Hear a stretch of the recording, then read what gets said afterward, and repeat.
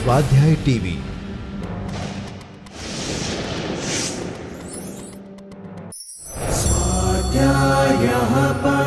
Doctor Baba Saheb Ambedkar open university.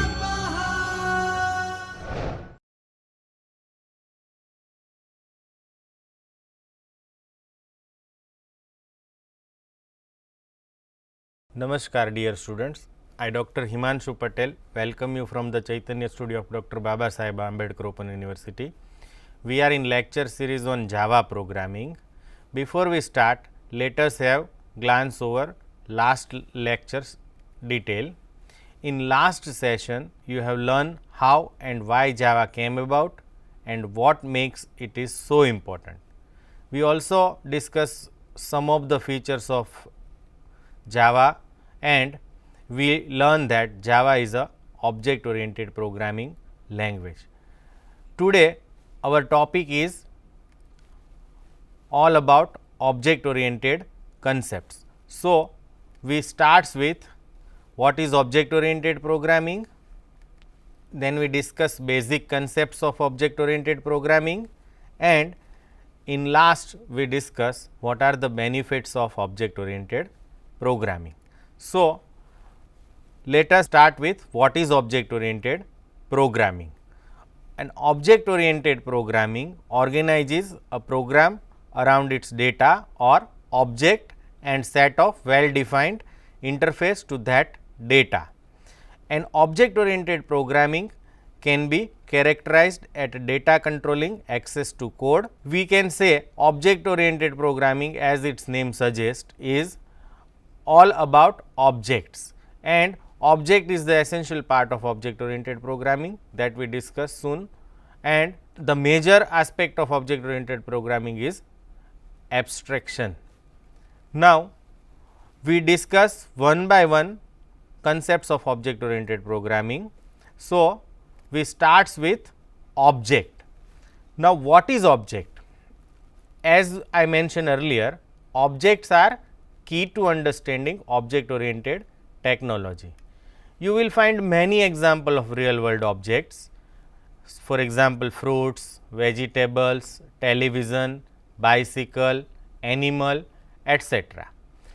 Now, these real world objects share two important characteristics. First, they all have state and behavior. Now, what is state and behavior? We take one example. For example, dogs have state which is name, color, breed and whether it is hungry or not, and behavior of dog is barking, fetching, wagging tail, etc. Identifying the state and behavior for real world object is a great way to begin thinking in terms of object oriented programming. So, whatever program you are writing, you have to think in terms of object. Now, we take example of conceptual objects. Conceptual object includes risk, agreement and profit. Now, many objects have both physical as well as conceptual aspects. So, object may be physical as well as conceptual. The most fundamental idea behind object technology is that these real world objects should be represented in software system through logical units called object. In object oriented programming, we have to map real world object with software object or to represent it in terms of software design. Now, software objects are conceptually similar to real world object. They also consist of state and related behavior. An object stores its states in field, which are also called variable in programming language, and expose its behavior through methods, which is earlier called function in procedural oriented programming language. Now, these methods operate on an object internal state and serve as a primary mechanism for object to object communication. That means, one object can communicate with another object via its method, and these methods operate on its data, state or field. Now, we understand what is object. Next is a class. So, we try to understand what is a class. We can say a class is a blueprint or prototype from which objects are created.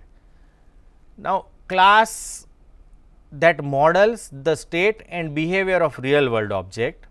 So, we can say class actually defines how object behaves. It intentionally focuses on the basics. A class can cleanly model state and behavior. Classes are template for defining similar object, providing the basis for abstracting the common characteristics of real world object. We can say group of similar object is a class. Now, we take one example.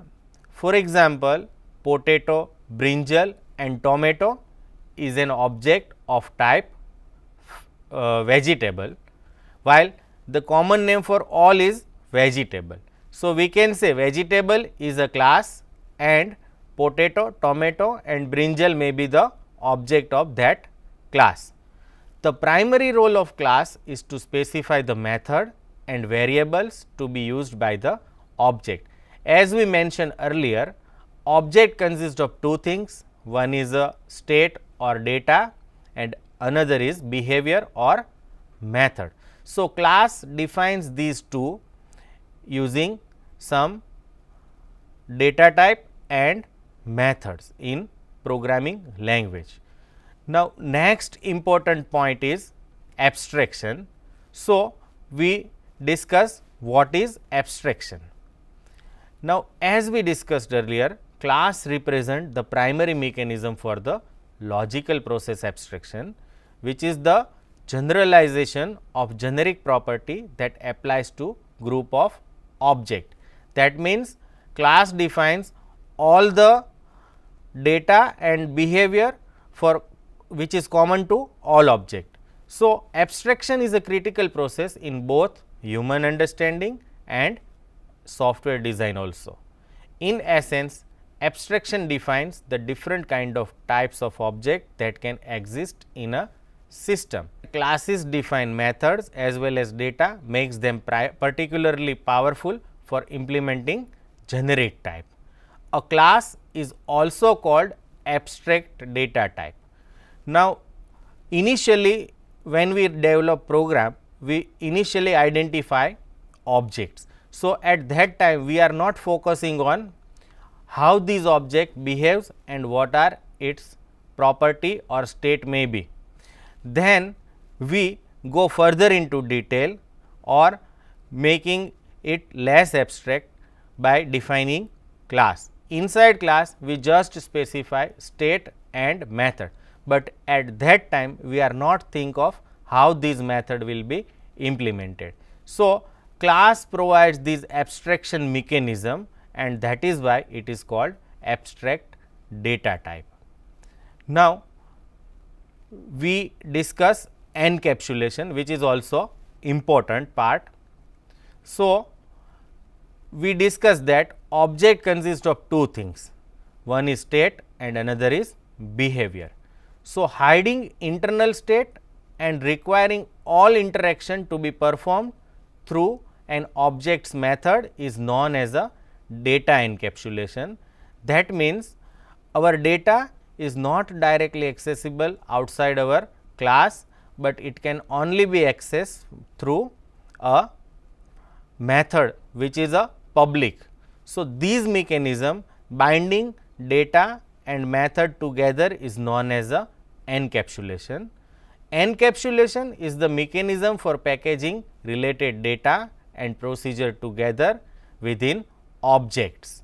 We can say an object is a software capsule that functions as a black box, responding to message from other objects and dispatching message of its own in way that do not reveal its internal structure.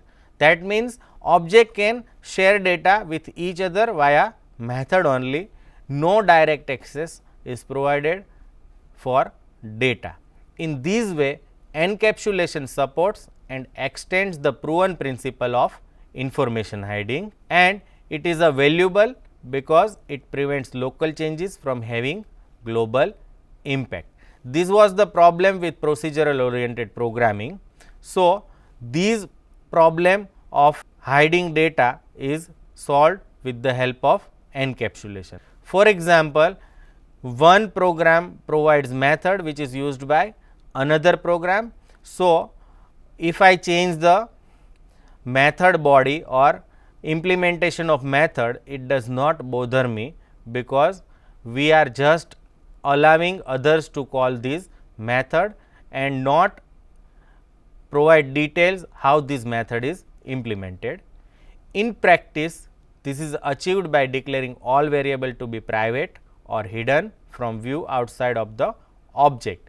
In most object languages, method as well as data may be declared to be private, and it allows the internal operation of an object to be hidden from a view. That means, data should not be directly accessible by anyone other than class methods, and other can access this data by calling method of class. Now, this approach offers the greatest flexibility in terms of future changes or to the object. So, we can say encapsulation is a most important aspect of object oriented programming. The next is a polymorphism. So, we discuss what is polymorphism is. A polymorphism is the ability to implement the same message in different way in different objects. The fact that different object can respond to the same message in different way is known as a polymorphism. The power of polymorphism is that it greatly simplifies the logic of program. A requester no longer has to use nested if statements or complex case statement to call the appropriate procedure. Instead, the proper procedure is automatically invoked by sending a request to a particular object. Now, polymorphism messaging has several advantages over conditional conventional logic. First is, it is much shorter, reducing the size and complexity of the resulting program code. Second, it executes faster, because the program code compiles down to a direct jump to the appropriate procedure rather than passing through a real time shift to identify that procedure. Third, it is more flexible in that a new financial instrument can be added or old one removed without having to rewriting the selection logic. Now, we take example of polymorphism. Now, suppose I want to add two number, then my method name may be add. Suppose I want to add two string, which is also called concatenation. So, I can have same method which is with name add, and suppose I want to add two complex numbers, my method name may be add only.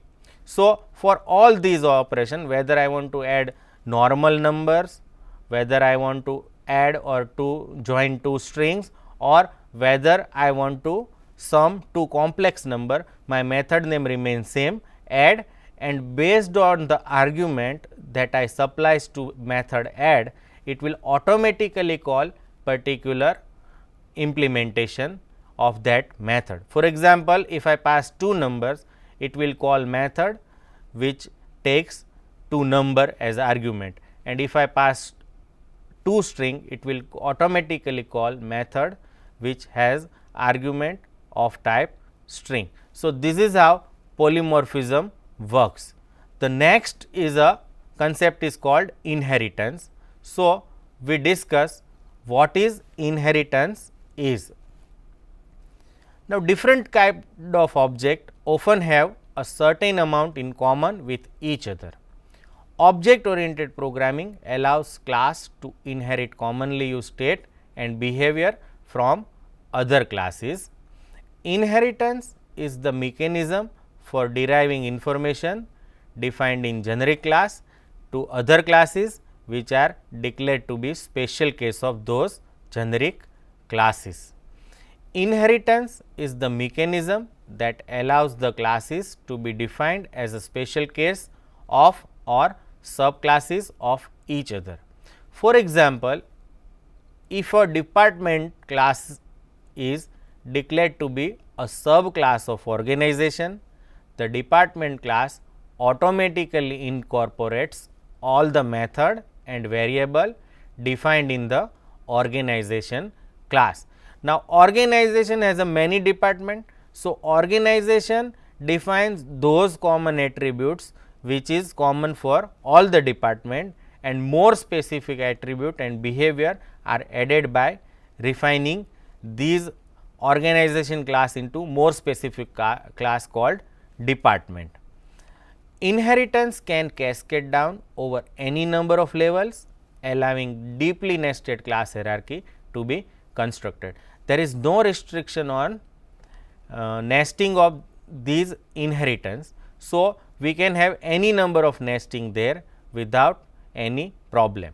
For a method, a class is free to use either definition of a method inherited from its parent or superclass, or to override that definition by declaring a new definition within the class.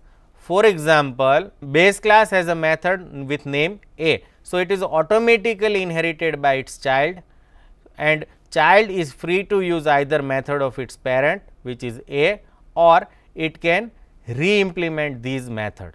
So, this new definition then becomes the inherited definition for classes below that class in the class hierarchy. So, this feature is known as a overriding, and overriding can ensure at any number of levels, providing a highly flexible mechanism for capturing both general rules of processing and special case where processing differs from these rules. So, this is a important features called overriding.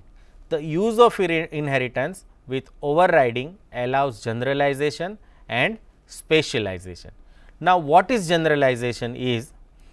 Generalization is form of abstraction in which methods are defined at the most general level at which they apply, and specialization allows unique features to be declared simply by overriding the generic method with more specific methods. So, as we goes in class hierarchy, at the top is a general classes and at the bottom are more specific classes or special classes. Some language provide support for the multiple inheritance in which a class can have two or more superclasses. Properly used multiple inheritance can be a real boon to design. Java does not support direct multiple inheritance, but it supports features called interface for multiple inheritance that we discuss later on. Take one example to understand how these all helps in object oriented design. Now, people interface with encapsulated features on car all the time. The brake and gas pedals hide an incredible array of complexity with an interface. So, simple you can operate them with your feet. You need not to understand how brake is applied actually internally, and you need not to think on how car is accelerated by pressing accelerator. You have to just use your feet. The implementation of the engine, the style of brake and the size of tires have no effect on how you interface with the class definition of the pedal. So, this is example of abstraction. You need not to think on how these pedals, brake pedals and accelerator works. It is hides from you. You have to just operate them with your feet. Now, next, polymorphism is clearly reflected in the ability of car manufacturers to offer a wide array of options on basically the same vehicle. The basic model remains same. Some offers power steering, some offers power window, some offers music system. So, these are the multiple options offered by car manufacturer. So, these base remain same, but features can be added on this basic model. So, this is example of polymorphism. For example, you can get an anti-lock braking system or traditional brakes, power or normal steering. You will still press the brake pedal to stop, turn the steering wheel to change direction and press the accelerator when you want to move. So, these detail remain same whether you are using base model or luxury model, but these behavior does not change. So, this is example of polymorphism. By the application of object oriented principles, the various parts of complex program can be brought together to form a cohesive, robust, maintainable whole.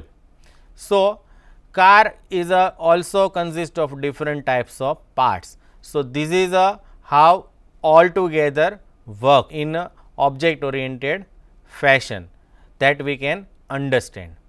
Now, we discuss the benefits of object oriented programming. Bundling code into individual software objects provide a number of benefits.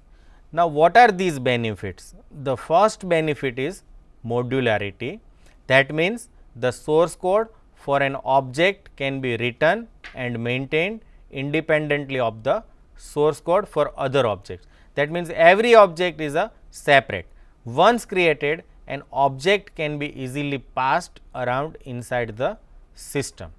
The second advantage is information hiding, which is achieved by encapsulation. By interacting only with an object method, the details of its internal implementation remains hidden from the outside world. So, this is known as a information hiding. Another advantage is code reusability. If an object already exists, you can use that object in your program using inherit. These allows to implement, test, debug complex task specific object, which you can then run in your own code. The next advantage is pluggability and easy debugging. If a particular object turns out to be problematic, you can simply remove it from your application and plug in a different object as its replacement without affecting rest of the system. Now, this is analogous to fixing mechanical problem in real world. If a bolt breaks, you replace it, not entire machine. So, this also happens in object oriented programming. When properly applied, polymorphism, encapsulation and inheritance combine to produce a programming environment that supports the development of far more robust and scalable program than offered by the process oriented model. A well designed hierarchy of classes is the basis for reusing the code in which you have invested time and efforts developing and testing. Encapsulation allows you to migrate your implementation over time without breaking the code that depends on the public interface of your classes. Polymorphism allows you to create clean, sensible, readable and resilient code. In today's lecture, you have learned basic concepts of object oriented programming such as object, class, encapsulation, polymorphism and inheritance. We have also discussed benefits of object oriented programming. Now, we want to download Java development environment, that is NetBeans. We will use NetBeans for Java application development and it is a IDE for Java and it is a free and open source and freely available to all. Now, on screen you can see where to download this NetBeans IDE. IDE stands for Integrated Development Environment and in using this NetBeans IDE, we can easily develop our Java program. It provides many features that we see later on, but right now we will write down our Java program inside this NetBeans IDE. It provides facility for easily compiling and running your program. So, here is a on screen you can see in browser our URL is netbeans.org/download. It will open this page. Here there are multiple options available for downloading, whether you want to download Java SE, that is standard edition, Java EE, that is enterprise edition, whether you want to develop for HTML5 and JavaScript, whether you want to develop your program for PHP, whether you want to develop only for C and C++, or whether you want to download it for all. So, here you can download NetBeans standalone as well as with JDK, that is Java Development Kit.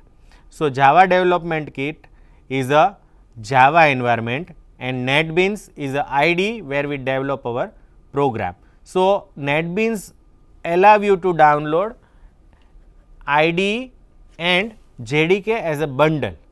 Here below is a hyperlink that you can see JDK with NetBeans IDE Java SE bundle. So, you can download as a single setup and then you can run that setup. So, it will install Java Development Kit as well as IDE also. So, I am clicking on this link given below.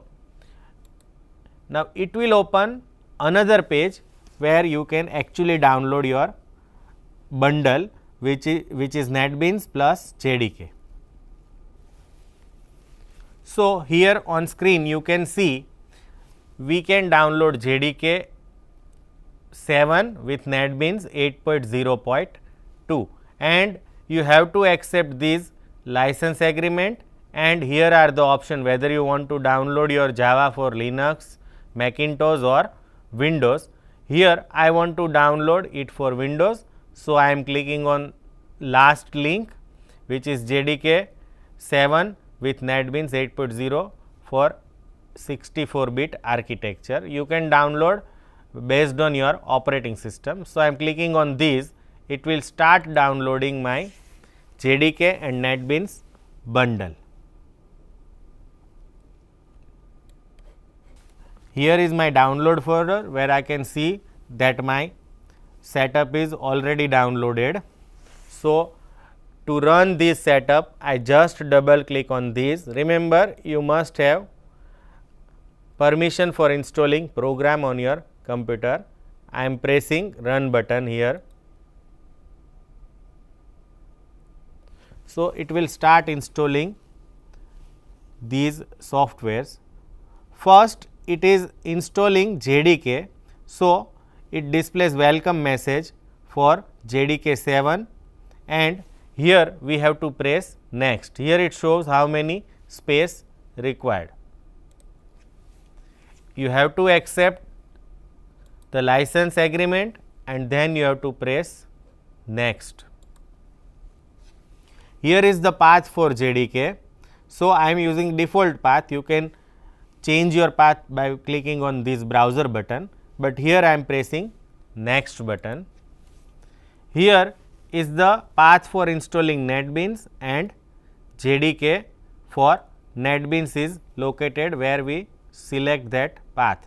So, you have to press next if you do not want to change default path, otherwise you can change by clicking on browse button. Here I am pressing next button. Now, you can check these for checking updates and then you have to press installed and my installation will starts. Here on screen you can see the progress of our installation. It will take some time for installation. So, you have to wait until your installation finished.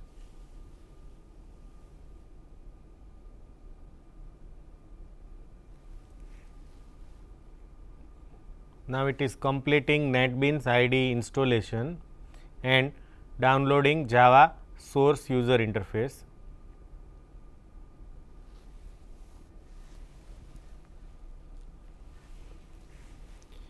Now, it displays message that installation completed successfully and now you can press finish button.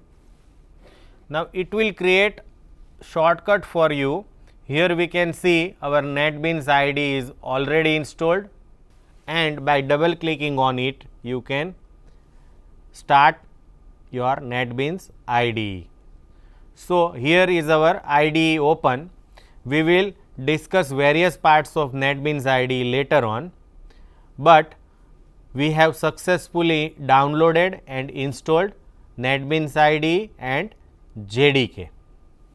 You can test your JDK installation whether it is successfully installed or not. Here I am opening command prompt, and by typing command java minus version, you can know which version of Java is currently installed on your system. So, we have version 1.7 that you can see on screen, and command for checking which version of Java is installed is a java space minus and version. So, this is how we can download and install JDK and NetBeans as a single bundle. I hope you enjoyed the session. Thank you and happy learning.